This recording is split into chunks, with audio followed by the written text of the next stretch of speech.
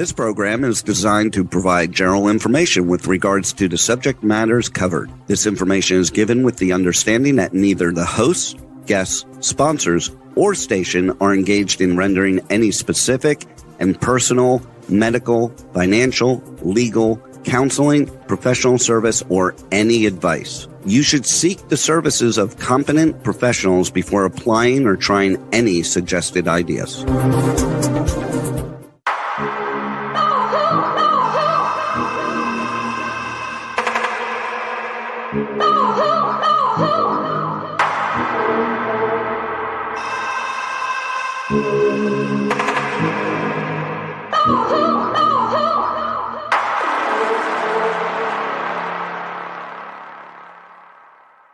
Good morning, true seekers and true crime junkies. Welcome back to another episode of Hit the Road Jack, Finding the Zodiac. I'd like to welcome to the show today, Nolan Del Campo. Good morning, everybody. Good morning. How's your week been? It's been good. Yeah? I had federal court at Homeland Security yesterday. That was It was harsh. I didn't like it. Was there all kinds of protocols to get in? No, it was relatively easy to get in, but it just took forever, and the way they act so uppity. Hoity-toity. And just everyone. No one's friendly. The judge, Nobody's friendly. The building is so sterile, too. What a miserable existence. Yeah. Yeah, not for me, thank you. This is why I didn't go into government work. Yeah, I think I'm going to get out of the case. Yeah, so, what's it about? Can you tell? It's removal proceedings, and she's applying for asylum, but she doesn't qualify for asylum. So anyway, a paralegal brought me in because they needed a lawyer, but I haven't signed an agreement. I haven't entered actually officially into the case. I'm in a special appearance. So does she know what's going on right now with deportations? Now would not be the right time to apply for something you don't qualify for. Yeah, no, they want to send her to Honduras or some other Central American country. She's from Guatemala. Tell her to wait until Newsom takes office for presidency. Well, yeah, we'll see. Anyway. Wrong president, wrong time frame. Yeah. All right. Well, last week we left off. We were talking about another fake suspect that emanated in December of 2025 by a gentleman named Alex Baber.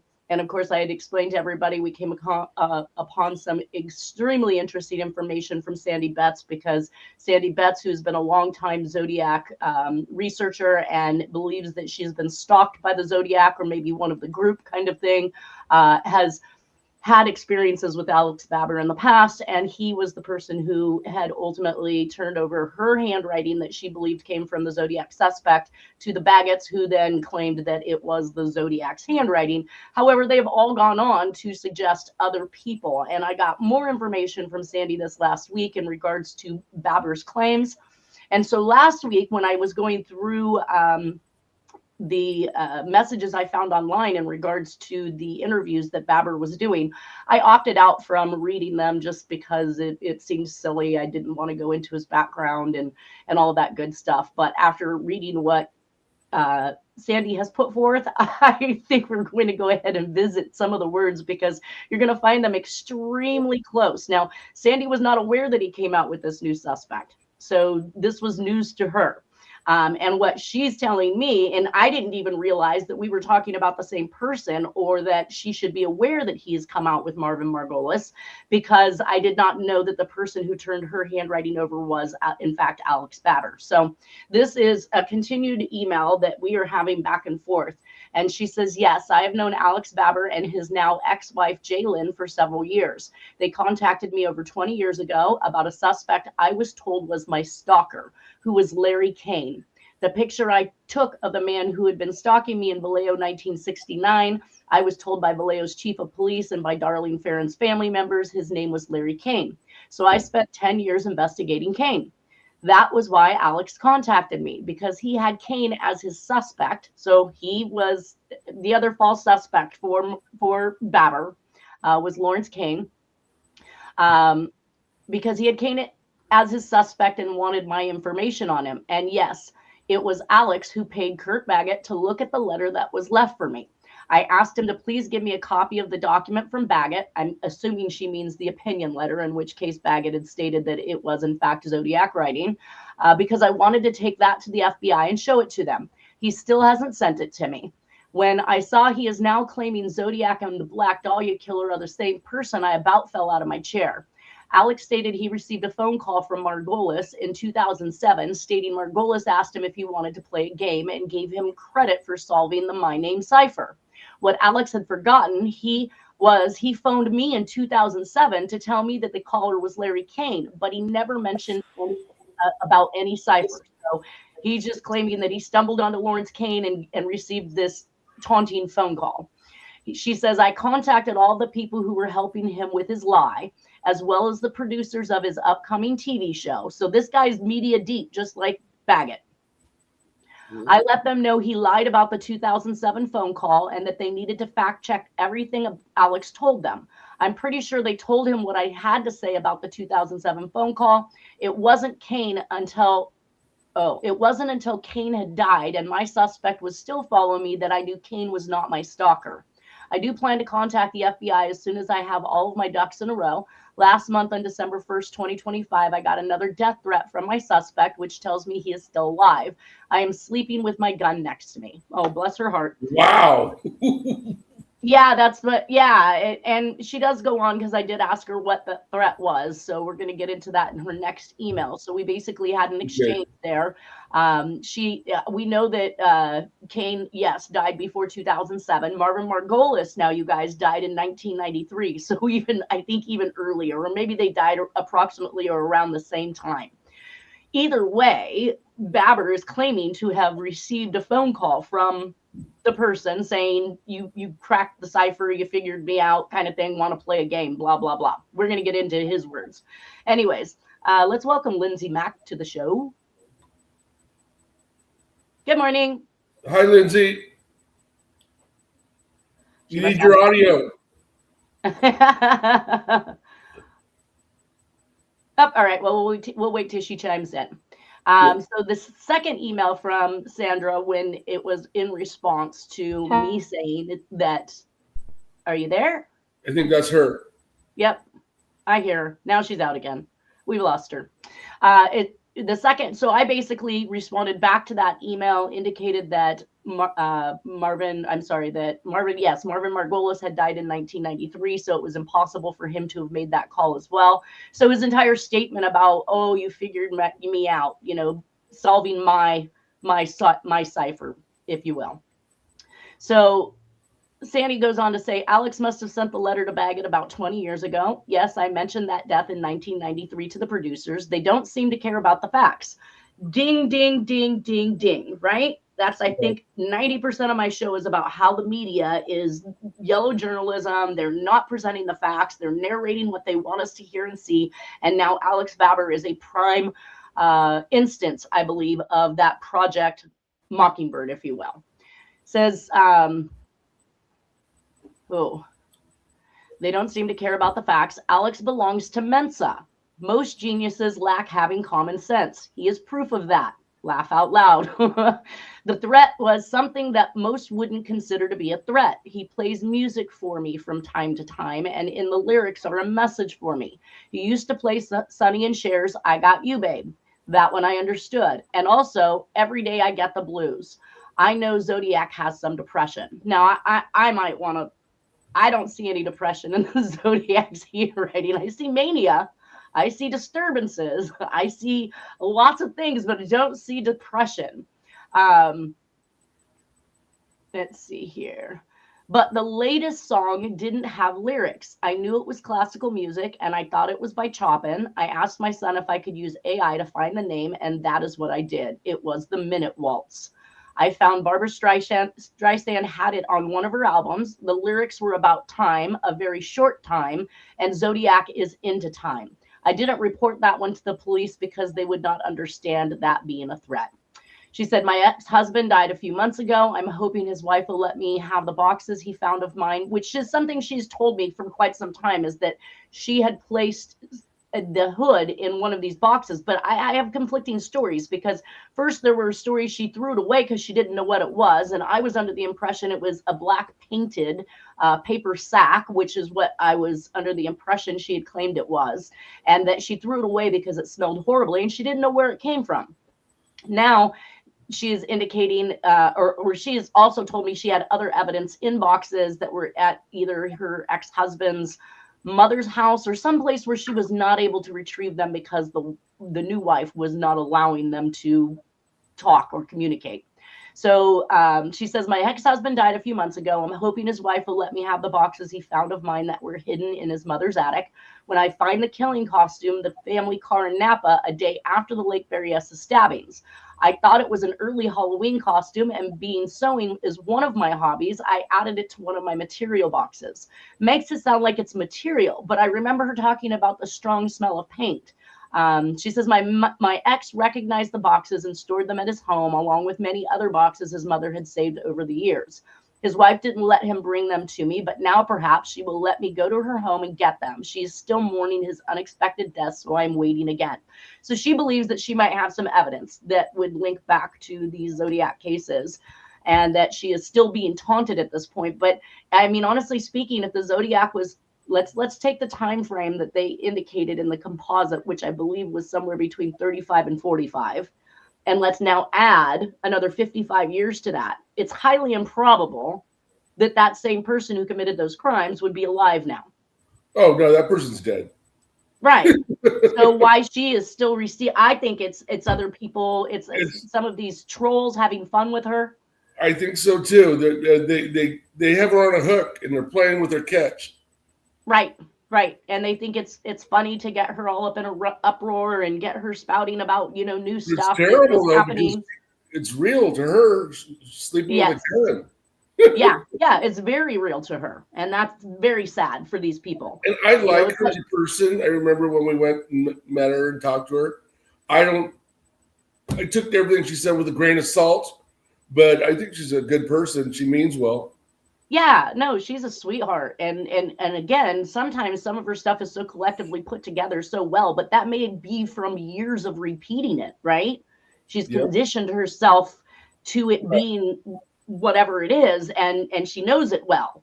Right. Versus doing this, whether it's one person or a group of people, they are trying to convince her that they may have been Zodiac. Right. So she keeps following the twine. Remember, she showed us that white twine that was left on her doorstep and things like that. That clothesline. Why did it not go back up? If half of it went down, I mean, did you think at the time that was the Zodiac doing it? And I want to say this is in the maybe she's claiming 60s when her son was a baby and she was still hanging diapers out to dry, and the line that went missing, I'm trying to recall her email right now, but the line that was missing from her laundry lines was just a portion. They didn't take all of it because there were diapers hanging from some of it. So they took some of it and then supposedly dropped off this brand new packaging of clothesline, which clothesline, I mean, obviously modern day clotheslines are a bit different from those back then. It was a hollow cord. Now we have the fiber filaments on the inside for strength to help it hold together a little bit better. But she's convinced that the Zodiac was attempting to frame her husband, which I have not responded to that email yet. So I do want to get into that with her and why she suspects they would attempt to, for any reason, frame her husband, because I didn't know that was a thing. I thought this entire time they were stalking her because she had knowledge of Darlene Ferrin. Not right. Yeah. And she lives in Zodiac Central too. Antioch, the base of Mount Diablo, basically. Correct. And she spent a lot of time in Vallejo. Yes. She's from the Napa area. Where I don't know if it's when Darlene Ferrin worked, but some guy kind of stalking her there at that restaurant.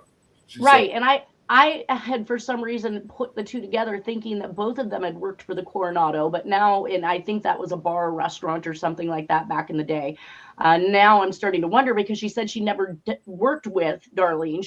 She just knew of her because I think she had stated she was dating a cop at the time, which doesn't make any sense to me because if she's married with kids during this time frame, what is she doing dating a cop that had also dated Darlene? There was I don't know. I can't keep it all together. There's too much. Yeah. Well, that cop was getting around. Right, definitely right. plausible for them to cause confusion. Well, 100%. Yes. Good morning, Lindsay. Good morning. We are back to Marvin Margolis, and we just covered the Alex Babber content from Sandy Betts, in which case she fully explained it was 20 years ago that the phone call he gave her saying that Lawrence Kane was her man and that he received this taunting phone call that we are now going to hear a repeat of. You guys are going to love this. So I have decided to go back and actually read the stuff I skipped last week because I thought it was, nonsensical. But now, after hearing from Sandy, I want everybody to hear what Alex himself had to say. So it says, here's some more details from 2022 about the time the guy first cracked the cipher. So evidently he's claiming to have cracked it in 2022, at least based on the message boards, whereas it sounds like December 25 release was like it was brand new, like it just happened. So I'm not sure. It says on February 2nd, Crime HQ hosted a special event with Alex Babber and Jalen Babber of the Cold Case Consultants of America, led by Kelly McClear. Cold Case Consultants. Now, this takes me to John Walsh. This takes me to Tim Miller. What is this person doing in this group, right? Alex Babber is now dinging a light bulb. Like it wasn't registering last week, but like this week, why is it? It's like ringing a light bulb this week for some reason. I'm like, because he covered something else too. Oh, I see what you're saying. Yeah, well, and that's kind of like Deborah Perez, being the false suspect's daughter of Bart Baggett, where she the year before was on message boards saying she was the love child of JFK and Marilyn Monroe. Like these people don't keep all over the news. So, are you saying JFK is the Zodiac? Again, it's a bit much for me to try and keep together, but I know when I'm being fed some BS, and that's definitely some BS. So it goes on to say McClear began by asking the couple to share their backstories. Alex said that it started for him when he was a child growing up surrounded by his mother's true crime magazines. As he got older and was diagnosed with a neurodiversity, a form of autism, his IQ was tested and was in the 160s when he was a teenager. This focus and intelligence came with a downside, though. I typically do not sleep much. My brain is always processing information like a computer. Alex said he befriended members of law enforcement who urged him to join the fight because of his specific abilities. He declined repeatedly, choosing to focus on his family, but finally got involved in March of 2007. What drew him in was David Fincher's Zodiac movie, although Alex had not known anything about the case before then. Okay. That evening of Friday, he decided to take a crack. Now, I want you guys to keep this time frame in mind as I go through this, because this to me just it's awe shocking. That evening of Friday, George Bush Jr.'s error. What's that? So what I always do, like when I hear dates. Okay, let's not segue to realm. Let's not segue to Bush right now. I want to stay stuck on this because I need to make it through it. It says that evening, a Friday, he decided to take a crack at solving one of the infamous ciphers associated with the case. Allen claims that he solved it that evening in 4,527 attempts. Oh, yeah. I think you read that last week. Yeah. No. Well, I might have touched on it, but I did not go into what he's going to say next. His solution gave him a name. Next, he went online to a forum devoted to the Zodiac Killer and posted the name he came up with. So he's literally saying in one night he came up with a name and that he cracked it. And then this is not making sense with the other evidence that was explained earlier. It says on Sunday he received a phone call. So now here's this phone call, guys. And so this was 2022.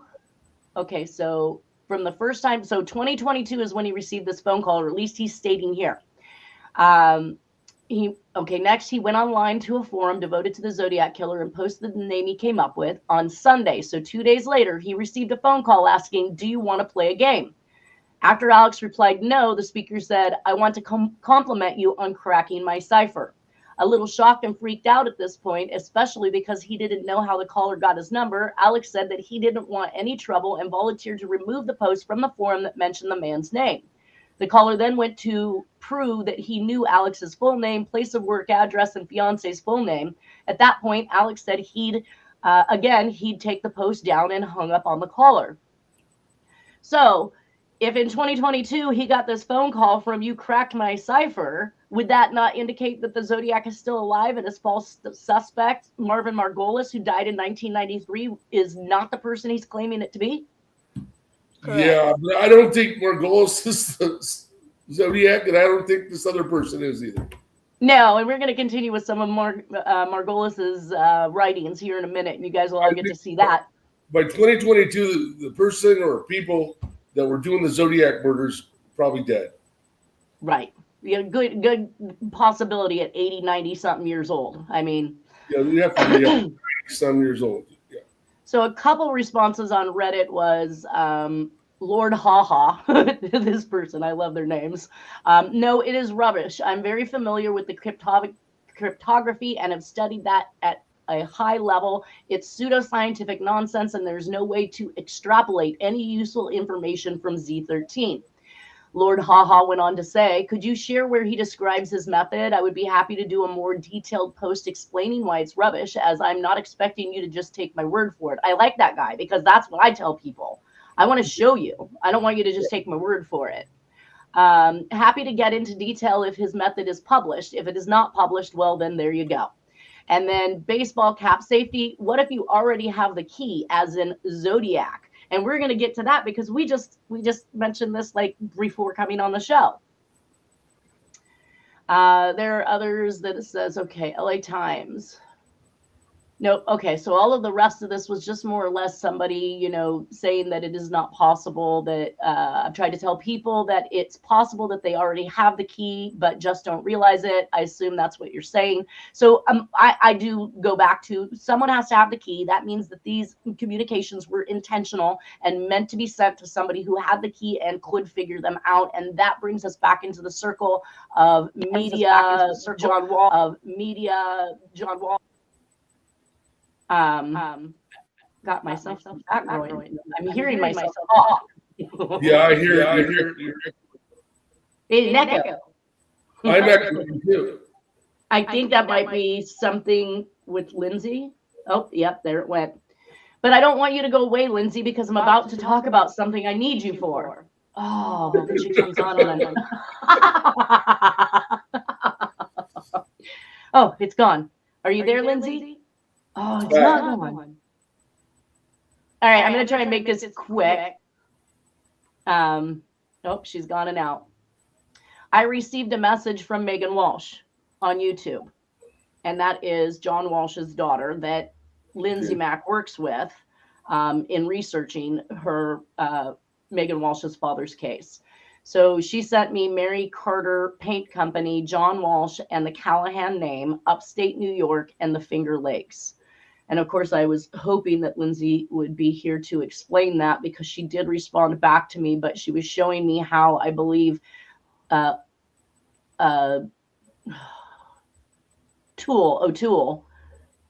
I'm trying to remember his name now.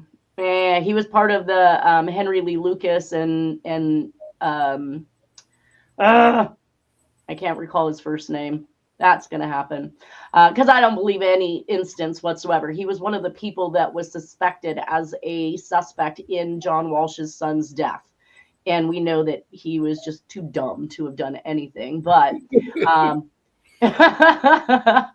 let's see. And then she sent me this interesting screenshot of somebody's response that says, I don't give a, F about Jake Lang. He works for the same people who the Shah of Iran warned us about in the 70s. What seemed insane doesn't seem so insane anymore if you pay attention. But hey, I'm just a conspiracy theorist. What do I know? Anyways, here are the receipts.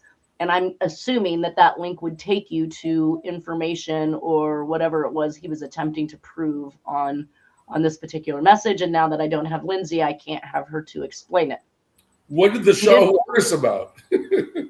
No, I think we were warned. So same people who the Shah of Iran warned us about. So All right. I know. That's why I was hoping she didn't fall out like she did, but she did. Another comment was Tuto Taban. I don't know how to say that. Says something I'd never noticed before. In the San Francisco composite sketch, the Zodiac suspect has a closed up left eye in relation to his right eye.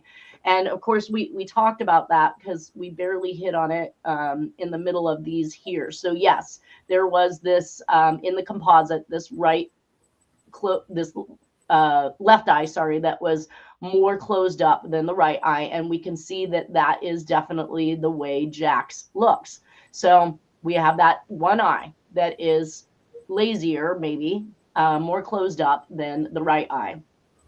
Lindsay, did you hear what I said about those posts? No, girl. I think that they are onto me or something because I've been onto some big stuff lately. So they're probably, I don't know what they're doing. Messing with you. Messing with you. Okay, so Mary Carter Paint Company, John Walsh, and the Callahan name, upstate New York and Finger Lakes. Can you explain that for us?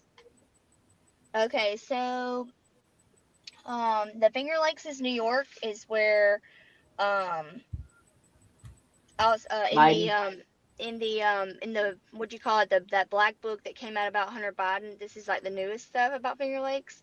There was a lot of prostitution that he was involved in the Finger Lakes area of New York, and also just so happens to be that it was John Walsh's Roman range before he went to Florida and has been there ever since, and that was like in 1963, I think. So, and then the Mary Carter Paint Company. So the Mary Carter Paint Company, it actually was Otis Toole's place of work prior to Adam's disappearance, and he had left there or the last job he did for them was 3 days before or so, and that company is mentioned in John Walsh's book. The Mary Carter Paint Company. Yeah. Ironically. And Callahan, I feel like we've heard that name before, obviously, talking about Callahan John Walsh. is John Walsh's mother's maiden name. So the middle brother, so the son that was born after Megan, they named him Callahan. So that's where Callahan comes from. Yeah. Okay. Now, you sent me this post from Ian, something about Jake Lang, works for the same people who the Shah of Iran warned us about in the 70s. What was that about? It was a link. Did you see the link? It did. It had some pictures, but I didn't click on the link. I'm link hesitant. I like my computers right where they're at and not freezing up, breaking down, and losing all my information. So I very rarely click on the link. So he was the one that was involved with the Jewish mob, and it's actually still an unsolved murder. Jake Lang? Is that the one? It's somebody. It's a poster named Ian, and he says, "I don't give a f about Jake Lang. He works for the same people who the Shah of Iran warned us about in the 70s. What seemed insane doesn't seem so insane anymore if you pay attention. But hey, I'm just a conspiracy theorist. What do I know? Anyway, here are the receipts." And it looks like so vague. What does he say? I have no idea. I think it was a thread. So maybe you didn't get the rest of the thread. Yeah. Maybe I did. Well, I just had that clipped picture inside your email.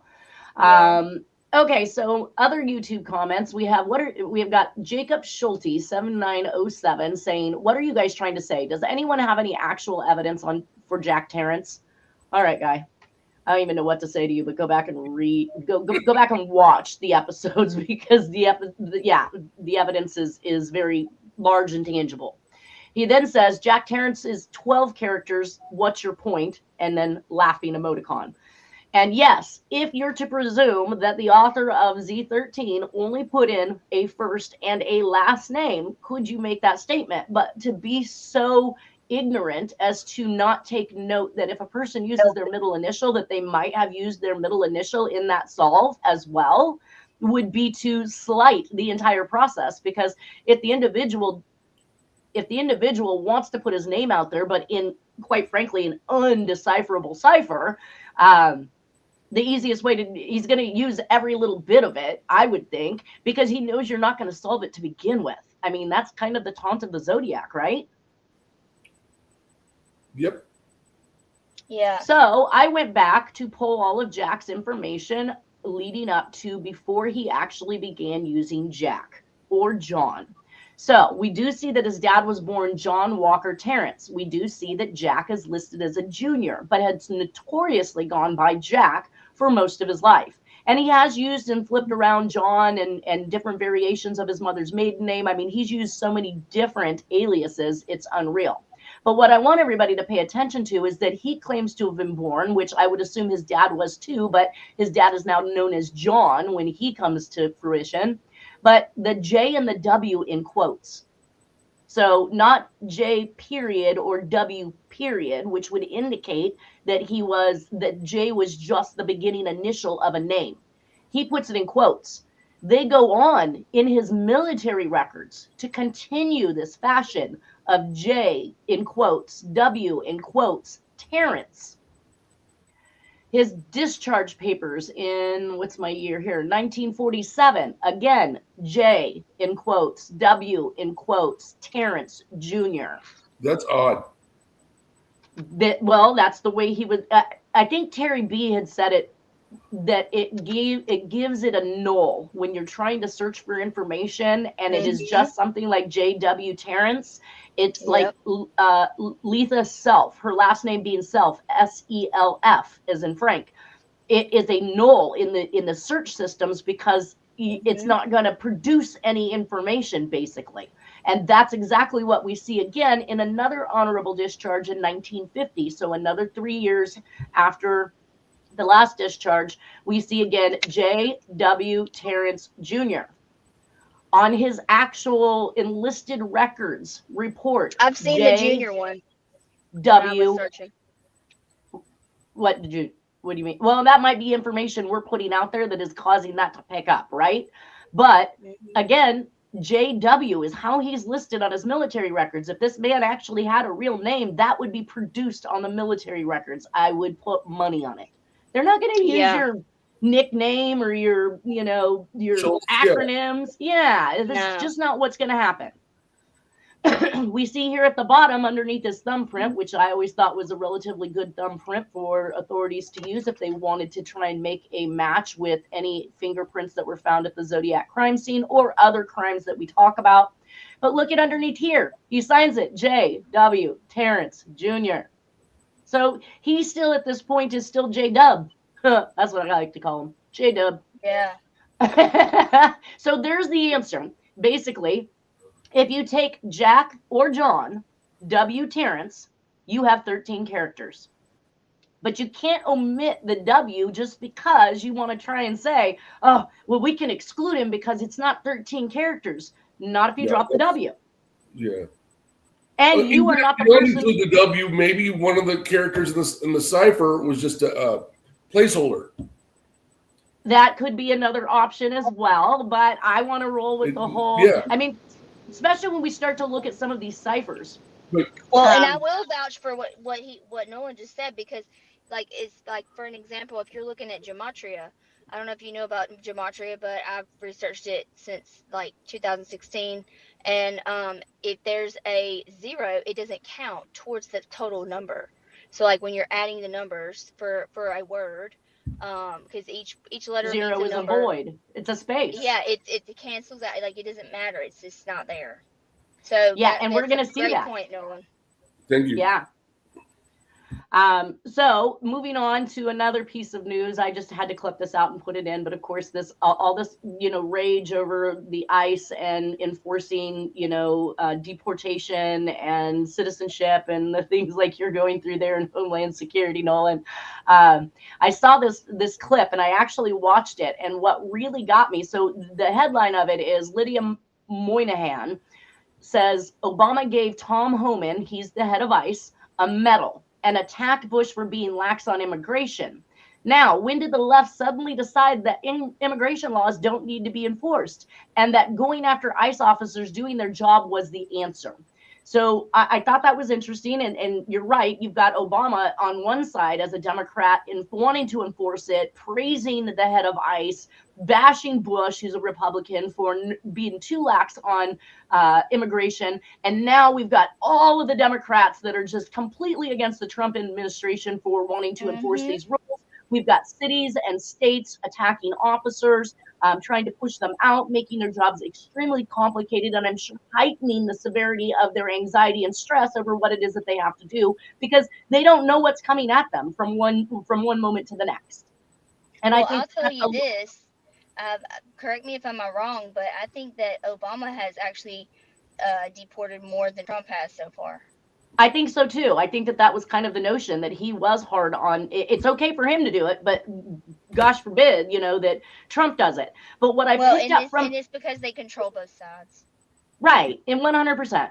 And what I picked up from this particular clip when I was listening to her speak is that right at the end, she said the fake news is what's causing basically all of this stuff. Yes, it's causing protesting. It's causing people to fight against one another. It's causing people to take sides. But it, again, is fake news. So we just got done with Alex Faber and his fake news. But let's climb right back into Margolis now.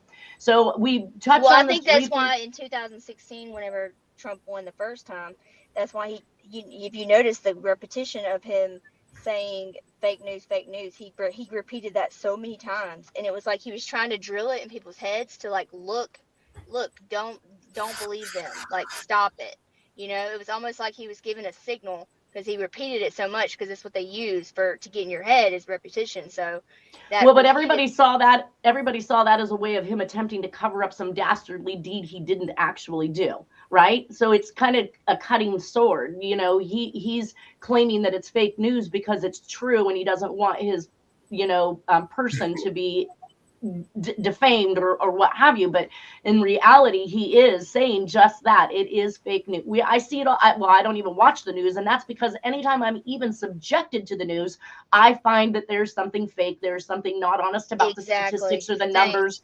They're playing on emotions and they're playing on not even so much logic, really. It's more statistics and emotions. And then that's credibility. And you've got a bunch of zombies walking around repeating whatever came out of channel 44 or what have you. I don't even know what channels there are anymore. Oh, it's so bad. The repetition is so bad right now too. It's like, dude, I'm like, I'll call them out too on Twitter. I'm like, can you stop repeating the same sentence? Like they'll retweet it, like every other day, or they'll repost it the same exact sentence. Well, because you have to drill it. You have to drill it in, right? You've got to say it 3 or more times in order for it to become like a standard or a solid in someone's mind. Well, here we show that like I can point that out like plain as day. Like that's the first thing I'll pick out anywhere I go, so it's like plain as day to see. Once you see it, you can't unsee it. You can't unsee it. That's why I don't watch it. So we left off on this picture last week where we talked about being found in Marvin Margolis's box, where this picture of Elizabeth is drawn by Marty Merrill in 1992, coincidentally 1 year before he dies, and doesn't really look to me anything like Black Dahlia, but they claim that this shaded out area across the chest depicts the same type of injuries that Black Dahlia suffered, and that's why he's linking them together and he's the killer. But now we can show that clearly he died in 1993, certainly did not call Alex Baber in 2022 because he's dead. Okay, everybody's dead. Yeah.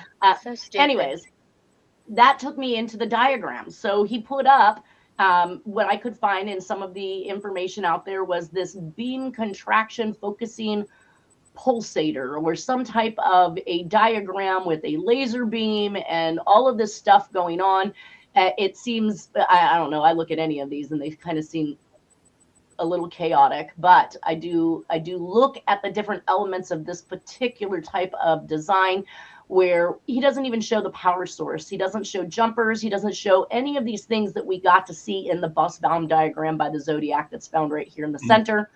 Here's another version, only this one's a little bit more rudimentary and really kind of just describing the skyline, the sun hitting the bus, that a car would not cause the blocking of the sun from the power source that would then cause the bomb to detonate in B. Now, who did the drawing on the upper left? That was Marvin Margolis. So this was also found in this box, if you will. But when you look at it, like there's nothing even comparable about it. I mean, even the way he shows the lines that are going through here, and I don't know if this was supposed to be an image to see inside, and not necessarily, it doesn't look to me like it's necessarily like a jumper line or something like that. But electricity is what it looks like to me. I don't know, because it's torn up even to the sides all the way out to the front. You would have thought if it was electricity, it would have connected somewhere to something, quite like these ones, right? So we see the jumpers, we see the lines coming in, and then the lines going out, and we see other jumpers, we see more jumpers over here. There's a whole lot going on in this particular schematic, and we get to see the sun being used as a source for the actual power in this particular thing. So we have a sun up here at the top, we have a sun down here. Now let's look at Jack's, because Dennis, I thought, did a really good representation of putting a side by side. This is the Zodiac right here. This is Jack's right here. Now, when I look at that, we've got the same type of circle that opens in the same place with this overlap that tips to the inside, overlap that goes to the inside.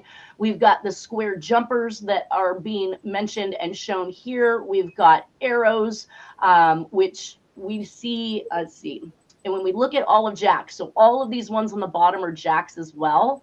And we can see these different types of jumpers that are happening here. So here's this particular jumper in Jack's diagram. Here's this same type of jumper, right? And it's indicating that it is surrounding a 6-volt battery.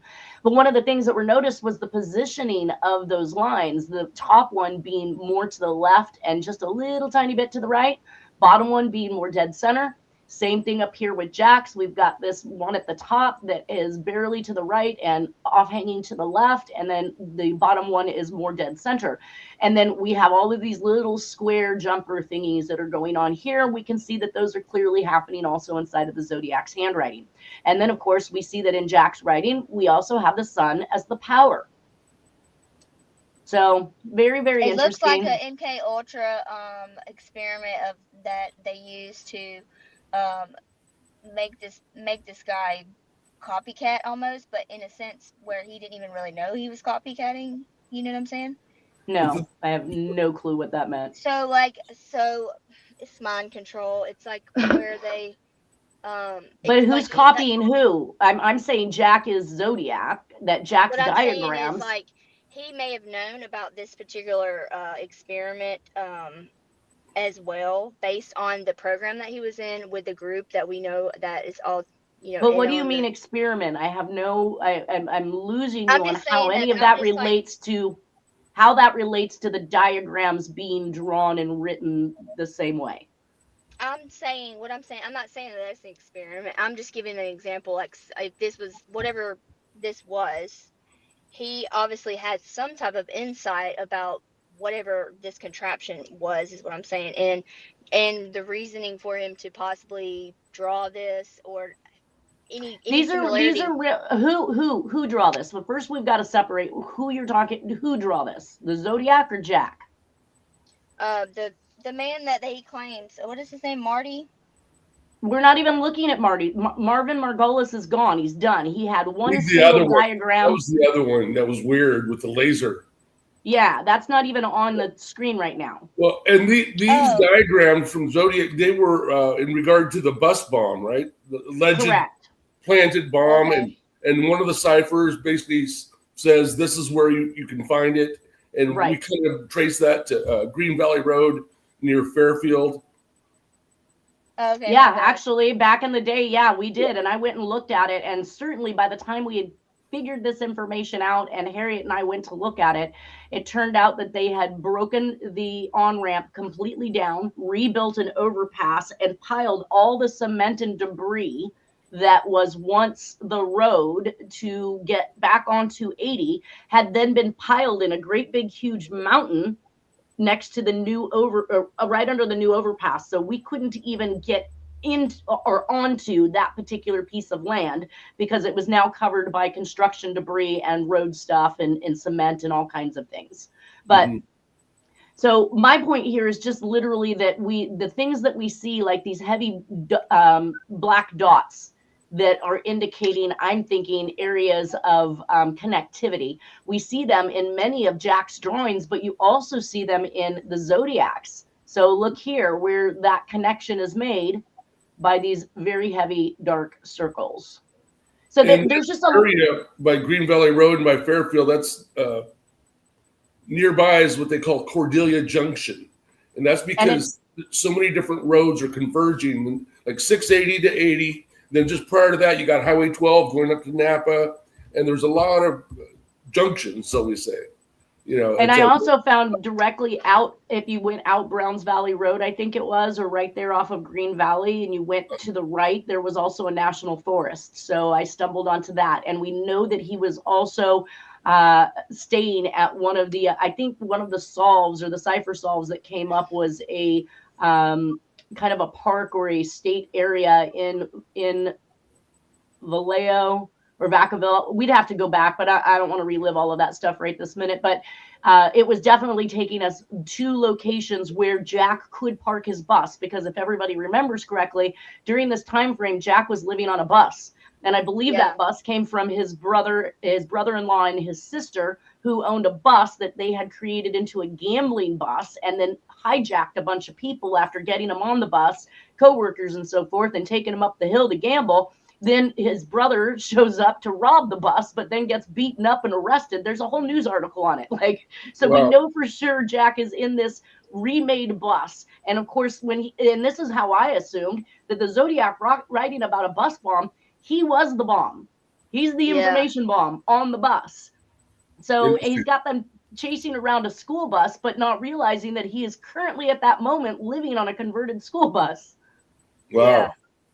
That's good. So I had somebody also look at this solve by Baber in regards to the what he claims to have been the cipher solve. And the response from that individual was a 4-pi wave function. Now, I'm not going to pretend that I understand any of this. The Zodiac symbol is also trig, 4-pi 90-degree angles. I call BS on their solve. So this person's calling out the solve of Margolis, and I'm sorry, Baber has for Margolis. But I just thought I'd throw up here, we definitely know that math and pi and angles and all of those things are right in Jack's alley, because we have it in his handwriting right here. Yep.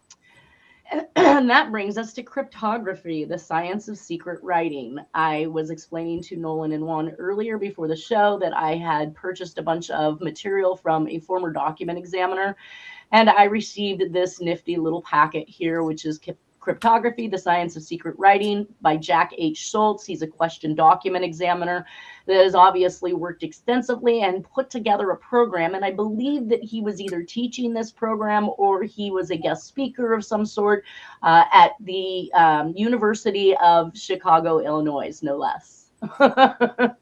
Wow. And with that, I put up the ciphers from John Walsh, and I'm going to show you why, because we had some extremely interesting, darn it, I thought we would make it to this. We're down to our last minute. I'm going to do an introduction of what he finds in regards to cryptology in general, and then we're going to look at some of the systems and how they compare to what we see the Zodiac and the Scorpion author do. And that we will obviously hold off for until next week. So is there anything either of you would like to add? So I was just gonna say, did you guys know that Baber was actually in recent news? Well, yeah, in December 2025, right? Or this month too, the 26th, there was a news What? article. What? About Share. I'll have to what send respect? about a documentary. So. Okay. Of course. Yeah. That's what I'm saying. They get mad media. Yep. And this is all following the same line as Bart Baggett. He was looking at a false suspect, looking to write a book and do a documentary, and unfortunately I blew that up, and evidently I suffered the price as one of his students for that by almost having my business demised out from underneath of me. But that's not going to stop me from telling the truth, because if I'm meant to find another career because of that, or because they are capable of messing with the algorithm on the internet, or false advertising with lower fees in my area to try and cut me off from getting jobs. Yeah, I'm prepared for that, I suppose. I'm too deep in this at this point. I mean, there's just no walking away. So, girl. All right, guys, our final seconds. I want to thank you both for being here. When we come back next week, we're going to look at system solves for cryptography and for ciphers and deciphering. So thank you for being here once again. Everybody have a wonderful weekend, and we'll see you next Friday. Okay. Have a good weekend. You too. Bye, everybody.